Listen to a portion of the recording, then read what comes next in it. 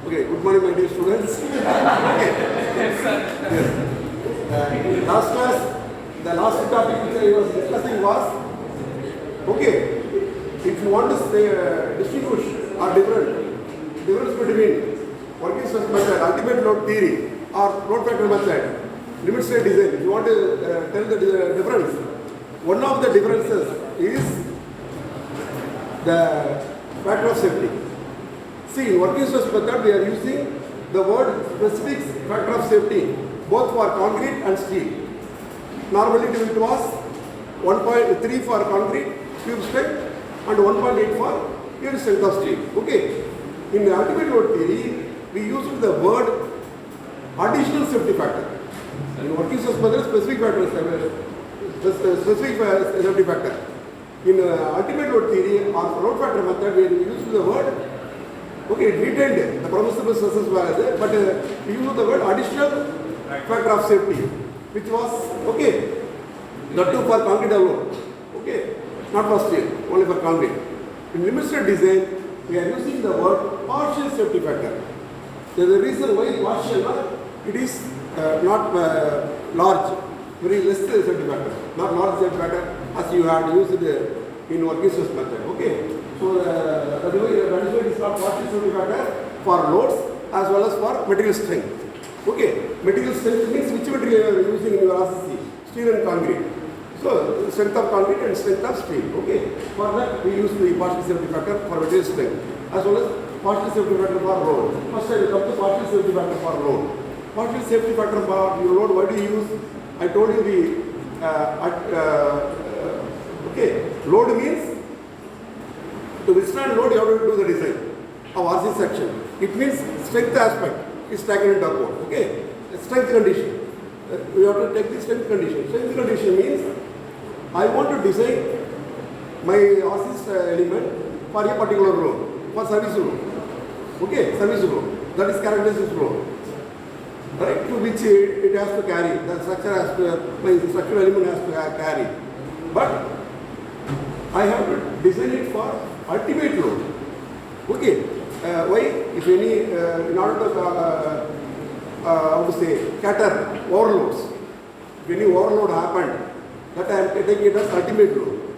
That ultimate load, okay, what I that ultimate load I am taking it as my design load. For that I am going to design myself. How I am getting? I am using a factor called a load factor, which is nothing but partial safety factor for load. Partial safety factor for load is also called a load factor.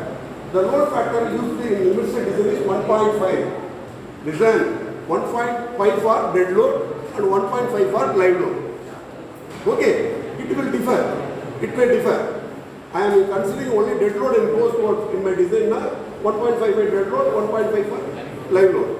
I am considering dead load and wind load, or dead load and earthquake load. Now, it will differ. I will show you the model solution. It is there tabulated in your IS 456. That I will show you. In general, keep it in mind.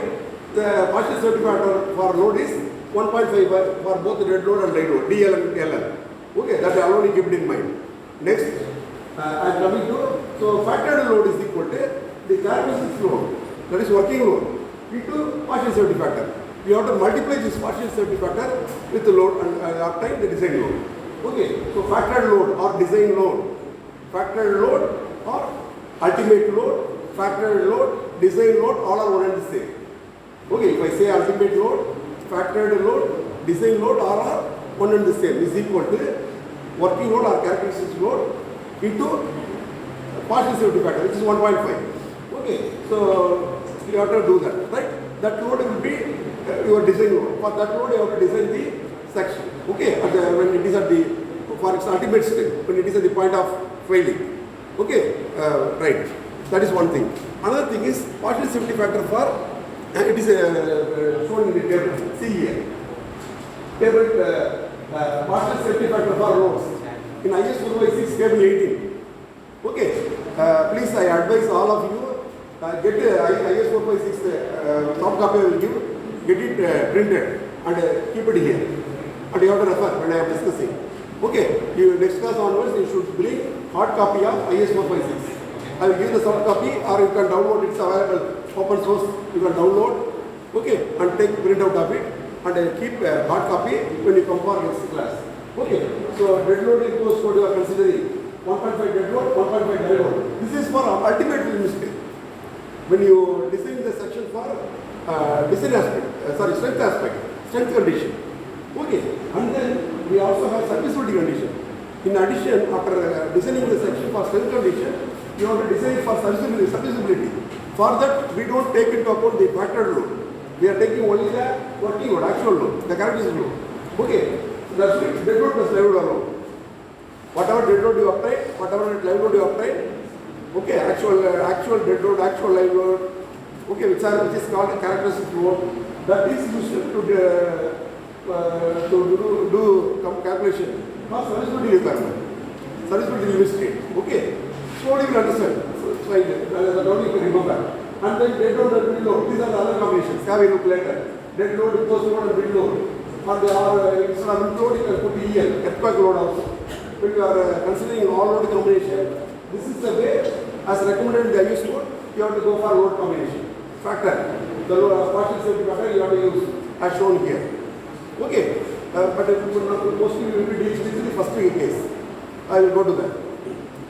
Later you go through this table. Right? You will understand. That's what. This is a partial safety factor for loads.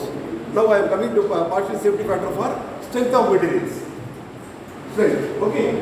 First you take concrete. Concrete here has, how do you test, how do you determine strength of concrete? Precast Q in India. In India we follow cubical strength. Abroad, America, ACI and British code and all, they follow cylindrical strength. Okay. We follow the cubic strength. 150 mm cube we cast, standard cube. And in a sophisticated condition, we cure it for 20 days. After 20 days, we test it. Okay, right. Thus, we arrive at the characteristic compressive strength of concrete cube. Right? Now, please tell me, listen to me. Now I am coming to the partial factor of safety. The partial factor of safety used for concrete is 1.5. This partial safety factor, you should not multiply, you have to divide. Material strength should be divided by partial safety factor. Okay, so characteristic cubic strength of concrete divided by partial safety factor 1.5. Okay, here you have to listen very carefully. The characteristic cube strength of concrete I am obtaining in a sophisticated laboratory. Okay, I am doing mixed design in a laboratory condition. I am casting cubes and doing a vibration and all in a vibration table, and then I am curing it by immersing it in water, and then I am testing. Okay, laboratory condition is sophisticated somewhat. But the actual field, when I construct my structure, I am putting only concrete there. Okay, but field condition is different. Laboratory condition is different. Curing I am doing, putting some concrete bag, okay, that jute bag or something, and throwing water or ponding water in my slab. I am doing curing. Okay.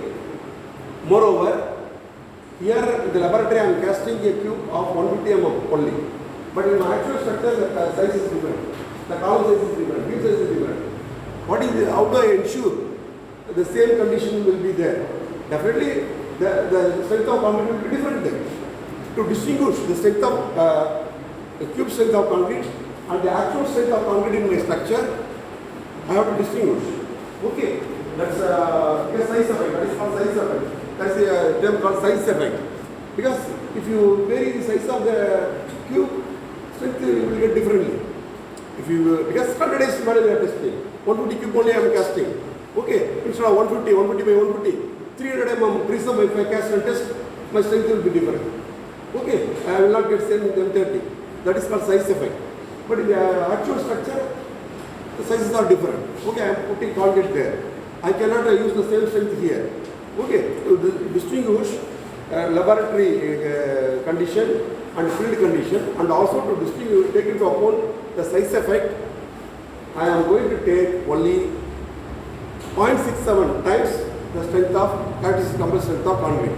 It means characteristic compressive strength of concrete divided by 1.5 again. What is 1 by 1.5? 1 by 1.5? 0.67. 1 divided by 1.5 is equal to 0.67. Okay, so 0.67 times I will take my concrete strength. That concrete strength again further I will divide by partial strength factor 1.5. It will come around 0.45. Say my characteristic compressive strength is FCK. My characteristic compressive strength of concrete tube is F suffix CK. That is the notation used in the IS code. FCK is so. Okay, F suffix CK. That F suffix CK I am first dividing by 1.5. It means 0.67 FCK. Why? In order to distinguish laboratory condition and field condition, and also to take into account size effect. Okay, 0.67 FCK. That 0.67 FCK is my characteristic compressive strength now. That I am further dividing by the partial safety factor, which is used as 1.5. If I further divide, I will be getting 0.4444 something, 0.44, so 0.45. So 0.45 FCK is going to be my design strength of concrete finally. Okay, that one thing I want to tell you. Not only partial factors that you only use, you don't take actual characteristic. Okay, we take only already firstly we divide by 1.5. Again we are going to divide by 1.5 partial safety factor first time. Okay, so that is what. Otherwise, this is clearly given IS 4.6 plus 36.4.2. Okay, 5000 root FCK, 200 into the power of 5 Newton per meter square is the Young's modulus. First year, I am sorry. That is for that one. Concrete is over. Concrete today partial safety factor is 1.5. Young's modulus 5000 root FCK. How much is it? If you want to determine Young's modulus of concrete, 5000 into yearly it was 5700 root FCK. What to quote? The revised quote it is 5000 root FCK Newton per meter square. Now I am coming to steel. In steel, we don't use large factor of safety as we used in working stress method. In working stress method, it was 1.8, the specific factor of safety. But here, that is why it is called partial safety factor. Here we use only 1.15, very nominal, only 50% reduced. Okay, we are dividing the yield strength of steel by 1.15. If you divide yield strength of steel by 1.15, 1 divided by 1.15 comes around 0.87. So 0.87 Fy. F suffix y is called yield strength of steel.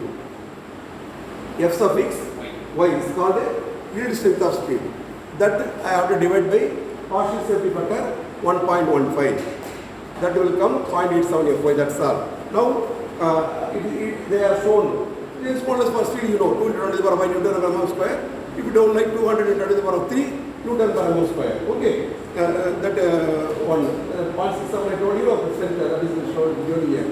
It should be clearly noted that the above procedure does not allow for the possible variation between the strength of tested specimen and the material in the structure, which as will be seen in section, okay, is taken separately by a factor 0.67. You have to divide, okay, 0.67 only multiple, then again further partial safety factor you have to divide, right? This is a stretching curve for steel, idealized one. This is the, there you are seeing stretching curve for various grades of concrete. The lowest one, first not dotted line, take the full line. Okay, say M30 grade concrete. M30 grade, the ultimate strength it won't be exactly M30. So M50 grade concrete, the curve will be like that, stretching curve will be like that. If you go for M30 grade concrete, M30 target strength will be 30. Okay, that is why it goes, the curve goes up to 30, between 30 to 45. Okay, that will be like that, Provided if you test the specimen in a displacement controlled manner, in other words, strain controlled manner. Okay, strain controlled test specimen, you will get the post peak behavior. Post peak is there, ultimate is there. Afterwards, this portion you are getting descending part. There is the ascending part in the curve and descending part in the curve. The descending part you will get if you test the, if you carry out the test, commercial test of a specimen in order to plot its strain curve in a displacement controlled UTM. Okay, called servo closed loop controlled UTM. Closed loop controlled UTM so on. Okay, called displacement control. If you don't like the word displacement, strain control, manage to test it. Normally our UTM what we have in our laboratory, our commercial testing machine, what we have in the laboratory, they have stress control, load control, not strain control. They are operated under the hydraulic principle. The hydraulic principle, when you apply load, you load there, you can apply load at steady state, called load control. Okay, which is nothing but stress control, loaded by area, stress controlled UTM. Okay, that is why as soon as the peak is reached, your specimen will collapse immediately. The post-peak behavior you can't monitor. Time will not be there to monitor. Sudden, the failure of the crushing. As soon as the peak is reached, the specimen will fail by crushing. Concrete specimen. You can't capture its post-peak behavior, post-ultimate behavior in such a machine because it is operated hydraulically. It is keep on compressing the specimen. Okay, so that dotted line shows those curves. It's extra. Now whatever I told you are research level information, R&D level research information I will just share with you. Okay, you may not, that is, although it's not appropriate to tell at this stage, since such a variable just I have told you. Okay, next I am coming to this one. This is called ideal stress curve for concrete. Ideal stress curve for concrete, what we are doing, the descending part of the curve we are taking horizontal. The descending part of the curve we are taking horizontal. And the ascending part parabolic. Okay, parabolic part, this way. So, that is the actual curve, parabolic and then FCK. That is called characteristic of the strength FCK. Not to, I told you, size effect. So, account for size effect, I am dividing it by 1.5. FCK will be 1.5, 0.67 FCK. Now I am applying my partial factor of safety. Partial factor of safety, further I am dividing by 1.5. I am getting 0.67 divided by the partial safety factor. It is gamma of something, which is 1.5. If you put it 0.67 divided by 1.5 will come around 0.45 FCK. I have to write 0.45 FCK. Okay, so that's what. See here the ultimate strain is 0.002 in the concrete. This sustain curve, the ultimate strain is 0.002. But the failure strain is 0.035. Okay, now I want to know the extent in the actual section. What will be the extent of this parabolic? What will be the extension of this rectangular part? It's spread, it's extension. Parabolic portion extension in the, I will tell you this way. Here I don't have that such, I have to draw it, right? Shall we draw here itself? I think I will take this one and draw. Okay. The video is, okay, the cell is focused here, no? I will do one thing. No, don't do anything, don't do anything. You have chalk. Chalk piece is there? Chalk piece is there? Some part of the board is visible. This is visible? Yes, sir. Listen. This is visible now? Invisible no? Whatever you write may not be. Bismillah. Listen. I have a section. Say, take a simply supported beam. Take a simply supported beam. This simply supported beam, this is a critical section. In a simply supported beam, this is a critical section. Where the bending moment will be maximum. Midspan. Middle. Okay, middle sagging bending moment is maximum value. This is a critical section. You take a section there. Okay, you take a section there. I have reinforcement. Tension top.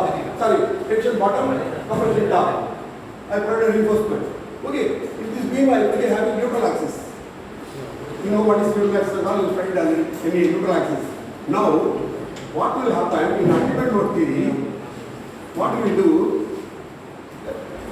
This is compression zone. Top is compression zone. Where in the compression zone, where the strain will be maximum. Nearer to the neutral axis or away from neutral axis. When it bends, strain will be maximum away from neutral axis. It is proportional to the distance. The strain is proportional to the distance from neutral axis. Already we have. The strain will be like a triangle. Okay, it is maximum at the extreme. Here, the material is stressed to strained to that much value. The maximum strain value. Here, the failure strain is attained. Failure strain value here is 0.0035. 0.0035. Failure strain here. Somewhere here, somewhere here, okay, my strain value will be 0.002, the ultimate one, okay. So my stress block will be like this here, the curve. The stress I don't know, the stress, that will be, the material will be stressed like this, the cross section will be stressed like this. Here the stress value will be that value, that time the strain and the strain will be 0.032, somewhere here. From this I can get the extreme, say the neutral axis there, say x from the top, neutral axis there. Okay, I want this one, right? Suppose I want this extension, say this is x1, the extension of parabolic portion I want. How do I get from this? Here x1, no, this is x1, this is x. Okay, from this triangle I can get similar triangle principle. What is that? X, I want x1, no. So x1 divided by x1 divided by 0.002.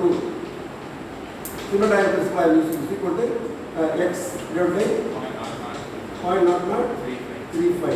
From this x1 equal to 0.002 divided by 0.0035 into x, neutral axis there. X is neutral axis there. Already neutral axis there. How much I am getting? I am getting as shown in the 0.57x. Okay, so this is x2, say the remaining is x2 here. The remaining is x2 here. So x2 equal to 1 minus x minus 0.57x. This is equal to 0.43x. This value is shown here. Is shown here, x1, x2. Okay, so the extension of parabolic portion, the extension of rectangular portion. Okay, parabolic portion and extension portion. And all I told you, please I advise you to copy down that. This is not available in the textbook. Like I showed there. I advise you to copy down what I have done on the board. I advise you to copy down. Is it visible? Please, the video is visible, that the diagram. No, not clear. Slide click button. You do one thing, focusing. Okay. Without disturbing. Show the focus or hit your cell phone and the diagram I just capture the diagram. Visible? Terila. Any one of you come and focus. The video over another. Click putting right? Cell phone click putting focus putting. Light click putting without disturbing much. Is it okay? Because I need not again redo this for other batch. Yeah. What I have done on the board. Focus it. Okay. This is important. Please, whatever I am teaching you, all are important. After doing all this derivation, I am going to derive. All of listen. I am going to derive the expression formula available in your IS code. I am going to derive. How do they arrive at? How do they arrive at? Okay, that I am going to tell you. After teaching all this theory, finally I will be writing the formula which are there in the IS code, Indian Standard Code. How they arrived at? That theory I am teaching. This is the beginning. Okay, so this is very important. With this time up, you all are hungry. I know that because morning 7:30, 7:45 you had switch off. I will stop at this stage. Okay, although I have